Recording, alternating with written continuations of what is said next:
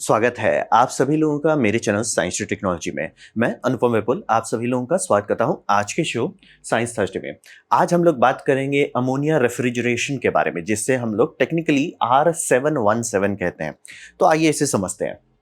तो सबसे पहले समझिए ज़रूरत क्या है। ज़रूरत यह है कि बहुत सारा इंडस्ट्रियल सेक्टर और कमर्शियल सेक्टर में बहुत कूलिंग का ज़रूरत होता है, क्योंकि कहने को आपका घर में लगता है कि बिजली बिल आ रहा है क्योंकि एसी चल रहा है। तो ये समझना बहुत ज़रूरी है कि घर में वो ज़्यादा लोड नहीं है उस पे, और लिटरली सिर्फ आपके बॉडी हीट को हटाना है और एम्बियंट का जो हीट इंसर्ट हो रहा है उसे बाहर निकालना है। ज़्यादा उसे काम नहीं करना है, मतलब कि कितना किलोवाट एनर्जी वो इधर से उधर कर रहा है वो बहुत कम है। वहीं पे बहुत सारे सेक्टर्स में ये कई कई मेगावाट की एनर्जी इधर से उधर करना पड़ता है। तब वहां पे ये समझना बहुत जरूरी है कि बहुत बड़े यूनिट्स के बारे में हम लोग बात करें, खासतौर पे इंडस्ट्रियल सेक्टर में। अब फिर आता है उसके ऊपर जहां पे आप बात जो कर रहे हैं जिस स्केल का, वो 50 टन एंड अबव, मतलब 50 टन से नीचे का बात भी नहीं करेगा कोई आपसे। आप किसी को बोलेगा हमको 10 टन चाहिए, फोन काट देगा। तो यहाँ पे हम लोग बड़ा लोड के बारे में बात कर रहे हैं, और ये 24/7 चलता है। जैसे कि फूड सप्लाई में कई बार कोल्ड स्टोरेज इस्तेमाल किया जाता है, यानी कि जहां आपका प्रोडक्शन हुआ है वहां से एक रेफ्रिजरेटेड ट्रक में सामान भेजा जाएगा। वो सामान मतलब डिस्ट्रीब्यूशन सेंटर में आएगा जो पूरी तरह से एयर कंडीशन होता है, मतलब कि एक बड़ा बस स्टैंड समझ लीजिए जो पूरी तरह से एयर कंडीशन है। और वो भी नॉर्मल एयर कंडीशन नहीं, वो चिल्ड है, यानी कि वो बेसिकली एक वेयर हाउस है जो रेफ्रिजरेटर है। तो आप समझ सकते हैं बहुत भरपुष्ट लोड के बारे में हम लोग बात कर रहे हैं, और ये 24/7 चलता है, क्योंकि जनरली उसमें रात में ही सामान रखा जाता है।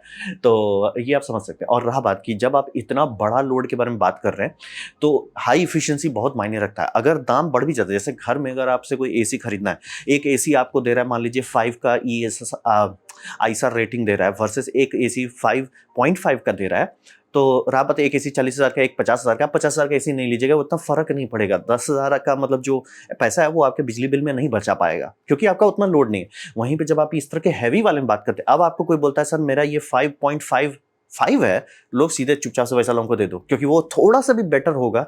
इतना हैवी लोड पे आप काम कर रहे हो, वो बहुत बड़ा अंतर आएगा रनिंग कॉस्ट में, यानी जो आपका मंथली बिल आ रहा है वो बहुत कम हो जाएगा। तो इसीलिए हम लोग R717 यानी कि NH3 के पीछे पड़े हुए हैं। और इसका सबसे बढ़िया बात है, ये कहा जाता है नेचुरल रेफ्रिजरेंट है। ऐसा क्यों? क्योंकि नेचर में अमोनिया का सर्कुलेशन खुद ब खुद होता रहता है, इसीलिए हमारे नाक ऐसे इवॉल्व किए कि वो अमोनिया का स्मेल पकड़ लेता है। और अगर क्योंकि हम लोग बहुत सेंसिटिव है अमोनिया से, मतलब अमोनिया को 300 पार्ट्स पर मिलियन होना है तब आप ऊपर जाएंगे, हम लोग 4 से 5 पे पकड़ लेते हैं। मतलब आप आराम से डिटेक्ट कीजिएगा, भाग जाइएगा। वो हम लोग का नेचर में ऐसा इवॉल्व हुआ है। और इसका इन्वायरमेंट मान लीजिए लीक हो गया तो कोई टेंशन नहीं लेना है। इसका ग्लोबल वार्मिंग पोटेंशियल 0 है, यानी कि ग्लोबल वार्मिंग में कोई फर्क नहीं पड़ता। और फिर इसका ओजोन डिप्लीशन पोटेंशियल वो भी 0 है, आपको टेंशन लेना ही। बोले ये नेचुरल है, तो आपको हेडेक नहीं लेना कि अरे इसमें मान लीजिए कई टन का आपका रेफ्रिजरेंट खपत हो रहा है, लीक होगा, जो कि आज नहीं तो कल हो जाएगा, धीरे धीरे होगा। तो उससे दिक्कत हो ना, जी दिक्कत नहीं, ना पर्यावरण को दिक्कत है ना नेचर को दिक्कत है, और इंसान को भी बोल रहे हैं लीक। मतलब जैसे कि हम लोग घर में एलपीजी सिलेंडर यूज करते हैं, तो एलपीजी सिलेंडर में एलपीजी थोड़े महकता है, तो उसमें हम लोग को डालना पड़ता है मतलब एक मटेरियल जो महके बदबू करे, ताकि तुरंत पकड़ में आ जाए कि वो इसमें। अमोनिया में नेचुरली है, टेंशन लेना ही नहीं। और अमोनिया लाइटर देन एयर होता है, यानी कि जैसे ही आपका वो लीक करेगा वो ऊपर चला जाएगा, आपको टेंशन नहीं लेना है। बट हाँ ऑब्वियसली सील जगह पे मत रखिए, मतलब एक वेंट रखना होगा एग्जॉस्ट की तरफ, बट हो जाएगा, मतलब कि मैनेजेबल। अगर हम लोग घर में एलपीजी सिलेंडर रख पाते हैं कोई टेंशन वाली बात ही नहीं है। लेकिन हाँ यहाँ पे हम लोग बड़ा बात करें, बोले ओपन कोल्ड चेन, जहाँ पे मतलब 25-26 ट्रक आ रहा है, मतलब एक साइड पूरा खुला हुआ है, तब भी आपका ये जो यूनिट है रेफ्रिजरेटेड होना चाहिए। तो बड़े लगा पे अमोनिया इस्तेमाल किया जाता है। अब रहा बात की थोड़ा हिस्ट्री समझते हैं, क्योंकि हम लोग मतलब ऑलमोस्ट रेफ्रिजरेशन को देखिएगा तो हम लोग पहले सही रास्ते पे चल रहे थे, फिर खो गए, हुलुलुलु करने लगे, फिर वापस से वहीं आ गए जहां से चले थे। क्योंकि 1876 में रेफ्रिजरेशन का इंट्रोडक्शन हो गया, जिसे आप और हम समझ पाएंगे अच्छा रेफ्रिजरेशन मतलब इस तरह के सिस्टम शुरू हो गए। और 1920 में इलेक्ट्रोलक्स एब्सॉर्प्शन रेफ्रिजरेटर बनाया था, जिसमें अमोनिया, हाइड्रोजन और वाटर का इस्तेमाल करके ये कर लिए थे। ये मतलब एक ये बेसिकली अभी भी मिलता है।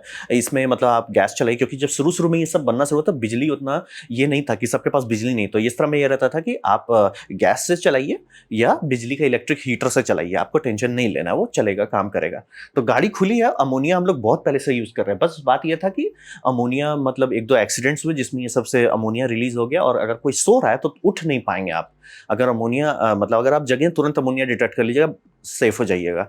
लेकिन अगर आप सो रहे हैं और तब अमोनिया लीक कर गया तो लोगों के साथ दिक्कत हो जाए। 1-2 ठो लोगों के साथ इन एक्सीडेंट हुआ है, ज़्यादा नहीं, मतलब कि 100-150 लोग नहीं, वैसा कुछ नहीं है, बहुत कम एक्सीडेंट, लेकिन हुआ। तो ये बन गया, क्या बोलते हैं, काफ़ी बड़ा मतलब ये हो गया कि लोग चाहते थे कि अमोनिया हटा दो, उससे हटा दो। और वहीं पे 1930 जब तक आया तब राइज ऑफ सीएफसी आ गया। ये जो हमने ओजोन में छेद करने वाला काम शुरू किया था वो 1930s में आया। इसी में सबसे पहली बार फ्रीऑन पकड़ाया गया था, R12 जिसे रेफ्रिजरेंट कोड कहते हैं। ये अब तो बैन ही हो गया है, लेकिन मतलब समझिए वो वहीं से हमने गाड़ी खोला और वो उसमें था कि अरे ये ऑलमोस्ट सब काम कर रहा है अमोनिया जैसा, और टॉक्सिक भी नहीं है और फ्लैमेबल भी नहीं है, क्योंकि अमोनिया में ये है कि अगर बहुत अमोनिया है तो वो फ्लैमेबल भी हो जाता है। तो वही है, तो हम लोग शुरू तो कर दिया 1930 में, लेकिन 1980 तक पकड़ में आ गया कि ओजोन में छेद कर रहा है। सोचिए ज्यादा टाइम नहीं लगा, तुरंत समझ में आ गया भैया ये छेद कर देगा। और रिपेयर कर रहा है, उसका भी प्रोजेक्टेड डेट है 2050 में, होपफुली सील पूरा हो जाएगा। मतलब ट्रजेक्टरी अच्छे रास्ते पे चल रहा है, लेकिन हम लोग ये फ्रीऑन वाला सिस्टम पे नहीं जा सकते। और वहीं पे समझिए कि 1940 जब आया, मतलब कि फ्रीऑन आ चुका है, लेकिन बोल रहे हैं जहां बड़ा इंडस्ट्री का बात करते हैं वो थोड़ा सा बिजली का अंतर बहुत बड़ा हो जाता है, इसीलिए इंडस्ट्री में कई बार बहुत महंगे महंगे इक्विपमेंट यूज करते हैं, क्योंकि रनिंग कॉस्ट सबसे ज्यादा कीमती होता है। तो 1940 में लार्ज इंडस्ट्री में आपका अमोनिया इस्तेमाल होने लगा, और वहां आज भी ये चल रहा है। मतलब कि लार्ज इंडस्ट्रियल सेक्टर का जो रेफ्रिजरेशन का गैस है वो कभी नहीं बदला। वो समझिए 1940 में भी अमोनिया था, अभी भी अमोनिया ही है, टेंशन लेना ही नहीं है, वो कभी नहीं बदलेगा। बोले ना ओजोन को कोई टेंशन नहीं है, बोले नेचुरल मटेरियल बनता रहता है, कोई टेंशन नहीं है। तो हिस्ट्री वही समझिए कि हम लोग सही रास्ते पे चल रहे थे, मैनेजमेंट करने की जगह पे इधर उधर जाके हुडुलू किया और फिर आके अरे भैया गलत रास्ते पे चले गए थे। तो वही जो हिस्ट्री है आपको सवाल समझना पड़ेगा कि नया चीज नहीं है, हम लोग कर चुके थे, ऑलमोस्ट सारा चीज कर चुके थे। अब बात करते हैं इसका साइकिल के बारे में। तो मैंने ये सारे मतलब जिफ्स निकाल दिया, नीचे वीडियो भी दे दिया है सोर्स का, बहुत अच्छा है। लेकिन ये समझिए आपको दिमाग नहीं लगा, ये बेसिकली एक कॉमन रेफ्रिजरेशन सिस्टम है जो आप कंप्रेसर लेते हैं, कंप्रेस करते हैं, कंप्रेस करके कंडेंस करते हैं, कंडेंस करके लिक्विड ले जाते हैं, फिर उसे एक्सपैंड करते हैं और फिर वो इवेपोरेटर में बॉईल करता है, वो वहाँ पे आपको ठंडा कर देता है, फिर उससे आप गैस खींचते हो, कंप्रेस करते हो, ये साइकिल रिपीट होता है। सेम अमोनिया में भी वही होता है। तो बोले भैया अमोनिया में ये सब हुलुलु काहे लगा और ये सब ऐसा एक्स्ट्रा चीज काहे लगा हुआ है? यहाँ पे समझिए अमोनिया में लिक्विड बहुत होता है। अमोनिया की जब भी बात कर, चूंकि पहली बात वो इंडस्ट्रियल के लिए बात हो रहा है, और दूसरी बात अमोनिया पूरी तरह से साइकिल खुद पे नहीं करता है। यानी कि जब भी आप अमोनिया इंडस्ट्रियल में बात करते हो आपको अमोनिया पंप करना पड़ेगा। रेफ्रिजरेंट नहीं है कि पाइप है तो चला जाएगा, वहां पे आपको पंप करना पड़ेगा। तो वो लिक्विड टैंक्स बहुत लगता है। जैसे कि आपका कंडेंसर है, कंडेंसर से जो निकल रहा हाई प्रेशर जो लिक्विड है वो छोड़ा जाएगा।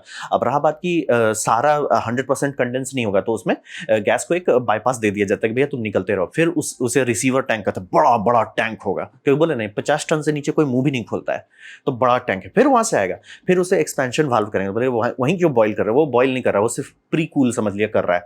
और वहां उसका मेन काम है सेपरेट कर देना, कि लिक्विड और गैस का सेपरेशन बढ़ा देना।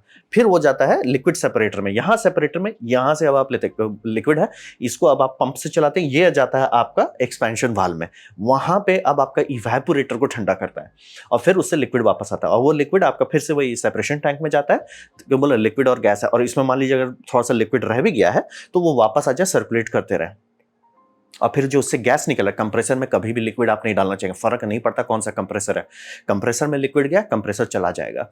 तो इसीलिए हमेशा उसमें बहुत मेहनत करना पड़ता है लिक्विड ना जाए। तो फिर आप उससे गैस लीजिए, फिर सारा साइकिल रिपीट कीजिए। बस आपको लिक्विड का ज्यादा ध्यान देना है, क्योंकि आप बहुत बड़ा मात्रा में बात कर रहे हो और अमोनिया लिक्विफाई भी हो जाता है बड़ा आसानी से। अब रहा बात कि ammonia one of the best refrigerant है, ऐसा क्यों, ऐसा उसमें क्या है जो इतना बेस्ट बनाता है? Latent heat vaporization. पानी सबसे बेस्ट है, बट पानी हम लोग उतना यूज नहीं कर सकते, उसका बॉइलिंग टेम्परेचर बहुत हाई है। हम लोग कुछ ऐसे जो कम हो और बॉयल मतलब बॉयल जितना नीचे हो, यानी -33 पे बॉयल होता है, यानी कि आपका रेफ्रिजरेटर बहुत अच्छा चलेगा। तो बॉइलिंग तो है उसमें। अब रहा बात कि वो जब बॉयल हो रहा है, लिक्विड है, जैसे मान लीजिए 1 लीटर लिक्विड है, वो कितना एनर्जी खाएगा तब जाके बॉईल करेगा, फेस चेंज जिसे कहते हैं। तो लेटेंट हीट ऑफ वेपराइजेशन में आप अगर इसे कंपेयर करते हैं तो आता है आपका अमोनिया का 1370 किलो जूल पर किलोग्राम। तो ठीक है, वो नंबर है, उसका क्या मतलब? उसका मतलब अगर उसे आप HFC से कंपेयर करेंगे जो अभी हम लोग यूज कर रहे हैं, वो 217 तक ही कैरी कर पाता है। इसीलिए लोग अमोनिया को छोड़े नहीं। अमोनिया बहुत बड़ा अंतर है अमोनिया में, क्योंकि वो जैसे ही आप ये लिक्विड ले जाते हो, जब इसे बॉईल करते हैं, वो इतना एनर्जी खाता है कि थोड़ा सा ही जाएगा, वो बोले ठंडा हो जाओ, फर्क नहीं पड़ता। अरे सर बिल्डिंग ठंडा कर रहे हैं, अरे ठंडा हो, लोड मत लो। अरे सर पूरा ट्रक आ रहा है, अरे ठंडा, ट्रक ही ठंडा कर देते हैं ये लोग। तो ये समझना बहुत जरूरी है। ये बहुत बम बम कैपेसिटी, क्योंकि अमोनिया का केमिस्ट्री लेवल पे वो बम बम है कि भैया हम बहुत एनर्जी खाएंगे तब जाके बॉईल होंगे, इसीलिए इतना सारा लिक्विड को मैनेज करना पड़ता है कि उतना लिक्विड नहीं है आपका। वो एक बार स्टार्ट होगा कुछ बड़े मतलब बड़े बड़े कोल्ड स्टोरेज जिसे बनाया जाता है तो उस समय 1 हफ्ता या 1 महीना तक लग सकता है उसे ठंडा करने में। एक बार जब ठंडा कर दिए तब ये सब बोलेगा कोई टेंशन नहीं है, थारा भाई संभाल लेगा। और फिर इसमें बहुत सारा और सिस्टम डालते हैं ताकि इसे और बूस्ट कर सके, जैसे कि 2 स्टेज सिस्टम आपको मिलेगा जहाँ पे और बिजली महंगा है जर्मनी में। तो वहाँ पे ये करेंगे कि आपका एक मतलब ऑलमोस्ट समझिए 2 लूप है। तो आपका जो लो स्टेज कंप्रेसर है उसका जो आउटपुट है वो आउटपुट चला जाएगा दूसरे जगह पे, वो वहाँ पे बॉईल करने लगेंगे ताकि वो वहीं पर रहे और नीचे चलता रहे। बेसिकली आप 2 कंप्रेसर लगा रहे हो, सिस्टम सेपरेट कर दे रहे हो। और इसका फायदा ये होता है कि ये और इफिशियंसी बढ़ता है। भले आप कंप्रेसर लगा रहे हो, बिल नहीं भागेगा, भागेगा, लेकिन कूलिंग और बढ़ जाएगा, इसीलिए लोग इसको करते हैं। और इसमें भी ज़्यादा कुछ खास नहीं आपको नहीं आएगा। एक तो टैंक, अमोनिया की जब भी बात करें टैंक के ऊपर टैंक लगता है, उसमें बहुत टैंक लगता है, दबा के टैंक लगता है, बहुत टैंक देना पड़ता है। और हाँ, प्लम्बिंग भी पंपिंग से करनी होती है। ये नहीं होता कि अच्छा मैं वाल्व खोल दूंगा उधर चल जाएगा, वैसा नहीं है। आपको भेजना पड़ेगा, प्रेशराइज करना है तो पंप्स भी लगते हैं। और मतलब एक कंप्रेसर पंप्स बहुत सारा लगता है, प्लम्बिंग भारी होती है। ये दूसरा कारण इसे उतना छोटा नहीं किया जाता है क्योंकि जो थर्मल ये एब्सॉर्प्शन चिलर था उसकी कोएफिशिएंट और परफॉर्मेंस बहुत खराब होती है, इसीलिए उसे अब हम लोग यूज नहीं करते। कंप्रेसर वाले में एफिशिएंट होता था लेकिन इतना फचांग लग जाता है कि ये लॉजिकल नहीं घर में कर सके। बड़ी बिल्डिंग में कर सकते हैं लेकिन घर में नहीं हो पाएगा, मतलब बहुत बहुत खर्चा आएगा, इसीलिए ये सब नहीं करते। सिंगल वाले में भी बहुत फचांग आएगा। तो साइकिल वही है, आप जैसे आप नॉर्मल रेफ्रिजरेशन साइकिल है, डिक्टो वही है, बस पानी को बहुत मैनेज करा, मतलब अमोनिया लिक्विड को बहुत मैनेज करा, इसीलिए इतने बड़े बड़े टैंकर्स रहते हैं वो लिक्विड को मैनेज करने के लिए, उससे ज़्यादा कुछ नहीं है। और वो इतना पावरफुल क्यों है, क्योंकि बोले उसको 1 किलोग्राम को ये लिक्विड करने में आपको, मतलब लिक्विड टू गैस करने में 1030-70 यानी 1370 किलो जूल लग जाएगा एनर्जी, जो कि बहुत है।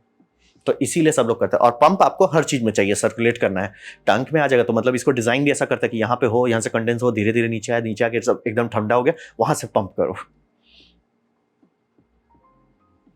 अब बात करते हैं मैनेजमेंट के बारे में। तो मैनेजमेंट ये समझिए कि ये हर्मेटिकली सील्ड कंप्रेसर नहीं इस्तेमाल किया जाता है। ये सब में जो कंप्रेसर लगते हैं, हमारा जो वो काला सिलेंडर आप देख रहे हैं वो बहुत अच्छा इन्वेंशन है। वो इन्वेंशन ये है कि सस्ते में एक कंप्रेसर लेते हैं, उसको एक केस के अंदर बंद करते हैं और वेल्ड कर देते हैं, उसके अंदर ना कुछ जाएगा ना उससे कुछ बाहर निकलेगा। वहीं पे अगर आप अपने कार का एयर कंप्रेसर देखेंगे, ये एसी कंप्रेसर देखिएगा, उससे हर्मेटिकली सील नहीं, शाफ्ट निकलता है बाहर में, मोटर अंदर नहीं है, मोटर से नहीं चलता है। इलेक्ट्रिक गाड़ी में चलता है, लेकिन जो आपका पेट्रोल वाले मतलब कंबस्शन व्हीकल्स है उसमें पुली से चलता है। तो पुली यानी वो शाफ्ट हर्मेटिकली सील नहीं रहता है। तो वैसे ही समझिए हर्मेटिकली सील नहीं रहता है, लेकिन पेनल्टी पड़ता है हर्मेटिकली सील अगर आप नहीं करते हैं तो। लीक करेगा, यानी कि कुछ कुछ के केसेस में होगा कि हाँ भाई मेरा कुछ साल तक कुछ नहीं हुआ, लेकिन बहुत लोगों का होता है कि भैया हर कुछ साल में आपको रेफ्रिजरेंट भराना पड़ता है गाड़ी में, क्योंकि वो लीक कर जाता है। और यही अमोनिया में भी होता है कि हर्मेटिकली सील नहीं होता है, तो अमोनिया गैस में बाकी चीजें अंदर घुस जाते हैं, जैसे कि आपका हवा और पानी, यानी कि एयर और H2O घुस जाता है। तो अब ये होता है कि इसको पीरियोडिकली आपको निकालना पड़ता है। तो यानी कि जहाँ पे गैस का एक जो जमा लोकेशन है, वहां से एक पाइप जाता है दूसरा छोटा रेफ्रिजरेशन सर्किट पे, वो सर्किट बस पीरियोडिकली चालू होता है। वो चालू होता है कि अमोनिया आएगा, अमोनिया को लिक्विड करना ज्यादा दिक्कत नहीं है, आराम से लिक्विड कर सकते हैं, तो लिक्विड कर देता है। और गैसेस जो उसमें डिजोल्व है वो लिक्विड नहीं हो पाते, वो निकल जाते हैं। पानी का अलग रास्ता कई बार करना पड़ता है, बट जनरली अनकंप्रेसिबल गैस जो है, जैसे कि आपका CO2 हो गया और आपका ऑक्सीजन हो गया, वो सब निकल जाता है। अमोनिया मतलब आप अमोनिया को वापस लिक्विड करके निकाल देते। तो बड़े सिस्टम में एक ऑक्सिलरी सिस्टम लगता है कि भैया आपका ये जो सिस्टम है, क्योंकि इसमें कई कई केसेस में 100 टन तक अमोनिया सर्कुलेट हो रहा है, तो वो थोड़ा सा भी कंटेमिनेशन है अंतर आ जाएगा, तो उसको भी साफ करते रहते हैं रेगुलरली। तो वही पीरियोडिकली आपको रिमूव करना। अब प्लस अमोनिया के साथ जो सबसे महंगा दिक्कत है कि वो कॉपर को खा जाता है, वो कॉपर से बहुत रिएक्ट करता है, कॉपर से बहुत ज्यादा शादी करने का इच्छा रहता है इसका। तो इसीलिए सिर्फ स्टील या से भी बेटर स्टेनलेस स्टील इस्तेमाल करना है, आप नॉर्मल चीज नहीं इस्तेमाल कर सकते। और चूंकि अमोनिया रिएक्टिव है तो उसके साथ आपको ये भी समझना पड़ेगा कि मेजोरिटी ऑयल नहीं चलेगा, जनरली सिंथेटिक ऑयल इस्तेमाल किया जाता है और ऑयल मिक्स नहीं करेगा। जैसे कि आपका रेफ्रिजरेशन में ऑयलिंग कैसे हो रही है, क्योंकि जो ऑयल संप है वो जो गैस के माध्यम से जा रहा है, ऑयल से आराम से हो रहा है। ऑयल सेपरेटर हम लोग को जरूरत नहीं पड़ता है नॉर्मल रेफ्रिजरेशन में, आपका एसी में ऑयल सेपरेटर की जरूरत नहीं है। लेकिन वहीं पे अगर आप इस तरह में आते हैं, ऑयल सेपरेटर बनाना पड़ता है कि भैया, क्योंकि अमोनिया में वो ये नहीं हो रहा है, ब्लेंड नहीं होगा, वो कैरी नहीं करेगा, तो आपको उसको निकालना पड़ेगा। और उस पे बहुत सारे इस तरह के पैन बनाने पड़ते हैं कि भैया पैन निकालो, फिर आपका ये सेपरेटर, ऑयल सेपरेटर का ज्योमेट्री लगाओ, फिर उसके लिए ड्रेन लगाओ कि ऑयल पूरा भर जाए कि ओवरफ्लो ना करे, फिर उसे पंप करो। वही बोले, बहुत प्लम्बिंग लगता है अमोनिया वाले करने में। मतलब अमोनिया का रेफ्रिजरेशन ज़्यादा मुश्किल नहीं है, हम लोग कर ही रहे हैं मतलब ऑलमोस्ट 100 साल से। लेकिन उसका प्लम्बिंग जो है, मतलब कि नॉर्मल लोग एसी का प्लम्बिंग कर सकते हैं, अमोनिया के लिए सर पीएचडी के ऊपर होना होगा। बहुत प्लम्बिंग लगता है कि सर ऑयल के लिए आप क्या करोगे, फिर ऑयल कैसे ले जाओ। और रहा बात, अमोनिया जनरली एटमॉस्फेयर में वेंट करना अलाउड नहीं है, तो किया ये जाता है कि अमोनिया को एक वाटर टैंक आपके पास सेपरेट रखता है, उसमें आप एग्जॉस्ट करने लगते हो, ताकि अमोनिया अगर वाटर में जाता है तो ये हो जाता है डीएक्टिवेट, एक तौर से समझे, मतलब टेक्निकल टर्म उसका वही है कि आप ये डीएक्टिवेट कर दो तो अब ये हैजर्डस नहीं है पब्लिक के लिए। तो वो भी आपको प्लम्बिंग उसका भी करना है कि अगर कहीं लीक होता है, पहली बात सही जगह से लीक हो, जो प्रेशर रिलीफ वाल्व हो या इमरजेंसी बाईपास वाल्व्स हो वहां सब पे हो, उससे जो गैसेस निकलेंगे या लिक्विड निकलेगा वो सीधे सीधे जाए वाटर टैंक पे, वाटर टैंक पे तुरंत उसे डिसॉल्व कर दिया जाए ताकि समस्या सावधान हो जाए। तो मैनेजमेंट करना पड़ता है इसका। वही समझिए, हर्मेटिकली सील कंप्रेसर सिस्टम नहीं है तो लीक करता है, और लीक दोनों डायरेक्शन होता है, थोड़ा सा अमोनिया बाहर भी जाता है और थोड़ा सा अंदर भी घुस जाता है। अंदर घुसता है तो हवा और ये निकलता है वाटर वेपर। वाटर निकालना ज़्यादा मुश्किल नहीं है, लेकिन ये हवा निकालना बहुत मुश्किल है, इसलिए अलग छोटा सा, मतलब कि 100 टन का आपका मेन यूनिट है, तो एक रेफ्रिजरेटर के साइज का एक छोटा यूनिट रहेगा जो सिर्फ पीरियोडिकली आपका जहाँ पे सबसे हाईएस्ट गैस कॉन्सेंट्रेशन है वहाँ से वो पाइप लेगा, उसे प्रेशर ड्रॉप करेगा और उसको ठंडा करेगा, क्योंकि सिर्फ अमोनिया ठंडा हो जाएगा, लिक्विड होकर वापस ग्रेविटी से वापस आ जाएगा और गैसेस बाहर निकाल देगा। और तो वो पीरियोडिकली सफाई करना पड़ता है, मतलब गैस मिक्सचर सही रहे। फिर अमोनिया रिएक्टिव है, आपको कॉपर या ब्रास ये सब नहीं इस्तेमाल करना है, स्टील या स्टेनलेस स्टील इस्तेमाल करना है। और ऑयल मिक्स नहीं होता है, तो ऑयलिंग का पूरा सिस्टम कि यहाँ से ऑयल है यहीं पे घूमेगा, हम ऑयल निकाल लेंगे फिर वापस ले जाएंगे, नहीं अगर वैसा करते हैं दिक्कत होगा। Oil separation by the way refrigeration में भी यूज होता है, जब उसे अल्ट्रा लोअर टेम्परेचर रेफ्रिजरेशन बात कर रहे हैं, यानी कि अगर -70 वाला जो आप लोग देखे हो ना, वैक्सीन के लिए चाहिए था -70 वाला रेफ्रिजरेटर, वो जो अल्ट्रा लो टेम्परेचर वाले रहते हैं उसमें ये लगता है कि उसमें ऑयल फ्रीज कर जाएगा, तो उसके लिए अलग से कंप्रेसर से निकला ऑयल, वहीं से उसको रिसर्कुलेट कर दो ऑयल इनटेक में, उसको एक्सपेंशन वाले एरिया में जाओ, वहाँ फ्रीज करके जाम हो जाएगा। तो मैनेजमेंट फचांग वाला है, मतलब बहुत फचांग लगता है, इसीलिए छोटे में इसको कोई ट्राई भी नहीं करता है। अब बात करते हैं भविष्य में क्या होगा। तो यहाँ पे समझिए कि बहुत एफर्ट किया जा रहा है, क्योंकि जैसे मार्स सब लोग हुल्लुल कर रहे हैं कि हम इस पे बैन लगा देंगे, इसका दाम बढ़ा देंगे, ये कर देंगे, वो कर देंगे, सब घूम फिर के आ रहे हैं कि भैया हम अमोनिया से चले थे, अमोनिया पे वापस आ जाते हैं। तो अमोनिया में अभी मेहनत किया जा रहा है, जिसे हम लोग कहते हैं लो चार्ज अमोनिया रेफ्रिजरेशन, यानी कि बड़ा अमोनिया को, जैसे आप बोलते हो ना कि सर हमको 500 टन का एसी चाहिए, अमोनिया बोलेगा थारा भाई संभाल लेगा। आप बोलेगा हमको 5000 टन चाहिए, बोलेगा हमारे सिवा तो कोई संभाल ही नहीं सकता है, हम ही संभालेंगे। तो उसमें टेंशन नहीं, जहां आपका 100 टन 200 टन का बात होता है, डिस्कशन खत्म हो जाता है, अमोनिया संभाल लेगा। आप जैसे मतलब बर्फ बनाने का, सिल्ली बनाने का, वो छोटा सा बनाना, वो लोग भी जनरली अमोनिया यूज करते हैं, तो उसमें टेंशन नहीं, बड़ा में कोई टेंशन नहीं। लेकिन घर में करना है तो, या मॉल्स में करना है, बिल्डिंग्स में करना है, वो सब में तो वही है कि लो चार्ज। और चार्ज यहाँ पे मतलब होता है कितना रेफ्रिजरेंट जा रहा है। तो ये थोड़ा खतरनाक बात है, आपके मुंह खोल के बोल दो हाँ जी मेरा बिल्डिंग में 100 टन ये गया हुआ है, क्या बोलते हैं आपका, अमोनिया, ऑब्वियसली नहीं कोई सुनना चाहेगा, तो उसको कम कर रहे हैं। तो टारगेट क्या है? टारगेट है अंडर 500 ग्राम्स पर टन ऑफ रेफ्रिजरेशन, यानी कि आपका 2 टन का एसी में सिर्फ 1 किलो अमोनिया लगना चाहिए। तो मेहनत उसी पे किया जा रहा है कि जितना वो नंबर कम रहे उतना सेफ होगा। और दूसरा ये भी फायदा होता है कि अगर लीक कर गया, जैसे मान लीजिए कि आपका कोल्ड स्टोरेज में जो कि लोग रहते हैं वो लीक करता है कभी कभी, तो लीक के पहला फायदा होता है कि डिटेक्ट होता है। दूसरा, उसको ऐसा बनाना होता है जो लो चार्ज है कि अगर पूरा लीक भी कर जाए, मतलब कि जैसे मान लीजिए उसमें 100 किलो था, 100 किलो पूरा सीधे ये स्पेस में आ जाए, आप ऊपर नहीं जाने चाहिए, यानी कि इतना कॉन्सेंट्रेशन कम होना चाहिए कि लीक करने पे भी पहले बात डिटेक्ट हो जाएगा, आप भागने लगोगे। दूसरी बात, अगर पूरा लीक भी हो जाता है, जैसे मान लीजिए कोई बेहोश हो गया है या सो रहा है, वो ऊपर नहीं जाएगा, बेहोश ही रहेगा, ऊपर नहीं जाएगा। तो उसी को कर रहे हैं, मतलब कॉन्सेंट्रेशन, मतलब लाइफ में 2 ही चीज आपको ऊपर ले जाता है, डेंजरस चीज और डेंजरस चीज अति हाई कॉन्सेंट्रेशन में। अति हाई कॉन्सेंट्रेशन अगर नहीं रखते हैं, टेंशन नहीं लेना है। तो उसी पे पूरा मेहनत हो रहा है कि इतना कम कर दो। जैसे ये पहले इनका फ्रीऑन बेस्ड सिस्टम था, इन्होंने छोटा वाला लगा दिया, तो इसमें वही है कि ये अल्ट्रा लो चार्ज है, इसके लिए आपको 10,000 लेवल का सेफ्टी नहीं लगाना पड़ेगा। तो वही है। तो और उसको आप ऐसा भी कर रहे हैं कि बिल्डिंग के ऊपर में लगा दिया जाए, और उसमें वही बोला, क्योंकि लीक करेगा तो सीधे बाहर निकल जाएगा, बिल्डिंग के ऊपर रखना सबसे सेफ है। वही। और कई कई जगह पे ये कैस्केड सिस्टम किया जा रहा है, मतलब एक सिस्टम है उसे दूसरा सिस्टम चला रहे हैं, तो मतलब उससे फायदा ये हो रहा है कि CO2 का आप रेफ्रिजरेशन सुन रहे होंगे, तो कई बार लोग ये कर रहे हैं क्योंकि अमोनिया को पंप करना पड़ता है, तो इवेपोरेटर तक आपको लिक्विड ले जाना है, वो लोगों को नहीं पसंद आ रहा है और उससे फचांग भी बढ़ रहा है कि आपको पंप लगाना है, पंप लगाना है। सर आप इसको यहीं करो, और वहां पे ले जाने के लिए CO2 का कंप्रेसर कर रहा है, मतलब कि CO2 एज अ रेफ्रिजरेंट काम कर रहा है और वो आपका कोल्ड स्पॉट से वहां तक कनेक्ट कर दे रहा है, आपको प्लम्बिंग का लॉसेस खत्म हो जा रहा है। तो वो बेनिफिट काफ़ी लोग यूज़ कर रहे हैं कैस्केडिंग करके, कि आपका जो एरिया है, जैसे कि मैं एक बड़ा सा समझ लीजिए लिविंग कॉम्प्लेक्स है, उसमें जितने लोग हैं उनके पास तक सिर्फ CO2 जा रहा है, जो कि सेफ है, अपने आप चलता है, प्लम्बिंग व्लम्बिंग नहीं करना है। और जो अमोनिया, जो मेन बल्क लोड है, वो आपका बाहर एक सेफ एरिया में है जहाँ लोग नहीं जाते हैं। जैसे हम लोग बिजली के ट्रांसफार्मर को रखते हैं सेफ एरिया में कि कोई भी ना कूद जाए, उस तरह करते हैं। तो वही समझिए कि इसलिए बड़े बड़े यूनिट्स जो आते थे, अब उसे छोटा करने में सब लोग लगे हुए हैं। जैसे इतना बड़ा सा आता था, आप उसको छोटा कर दिया। सारी कंपनी लगी हुई है कि छोटा करना है, जितना आप इसे छोटा कर सकें। अब तो एक्चुअली ऐसा हो गया कि अगर आपके पास पैसा है तो एक कंटेनर जो आता है उसमें आपका पूरा सिस्टम आ जाएगा। ये नहीं कि सर यहाँ बंदे को लाओ, ये इंजीनियर देखेगा, इंस्पेक्शन करेगा, फिर आपका लोड एनालिसिस किया जाएगा, फिर प्लान बनाएगा, फिर 2 साल बाद आपका चीज चालू होगा। वैसा नहीं, सब ये चाहिए, हाँ लॉजिक, ट्रक आ रहा है, ट्रक से सामान उतरेगा, जाओ खुश रहो, ज्यादा दिमाग नहीं लगाना है। तो वहीं हम लोग जा रहे हैं, क्योंकि फाइनली बिजली सबको बचाना है। पर्यावरण बचे वो साइड इफेक्ट होना चाहिए कि ठीक है मैं बिजली बचा ले रहा हूं, मेरा पॉकेट बच रहा है, पर्यावरण का भला हो जा रहा है, वो बल्ले बल्ले है, वो मतलब चॉकलेट मिल्क कहते हैं। तो समझिए चॉकलेट बात हो जाएगा, बिजली आपका बच रहा है, मिल्क बात हो जाएगा, पर्यावरण भी बच रहा है। तो ये था मेरा प्रेजेंटेशन अमोनिया रेफ्रिजरेशन के बारे में। उम्मीद करता हूँ आपको अच्छा लगा हो, कुछ सीखने मिला, कुछ समझ में आओ। अगर ऐसा है लाइक कर दे, दोस्तों शेयर कर दें। अगर ये वीडियो इंग्लिश में देखना है तो प्लीज़ डिस्क्रिप्शन को खोलें और मेरे इंग्लिश चैनल पे जाएं। अगर आपको अच्छा नहीं लगा, कुछ सीखने को नहीं मिला, कोई बात नहीं, आप डिसलाइक दबा सकते हैं। मैं कहूँगा डिसलाइक 2 बार दबाएं, उससे मुझे पता चलो कितना ना पसंद हुआ है। मैं आपसे कहूँगा कमेंट लिखे, मैं हर कमेंट को पढ़ने की कोशिश करता हूँ। आपसे कहूँगा सब्सक्राइब कीजिए, बेल दबाइए अगर आप फ्री हैं तो। आपने वीडियो देखा, जान के मुझे बहुत खुशी हुई। धन्यवाद।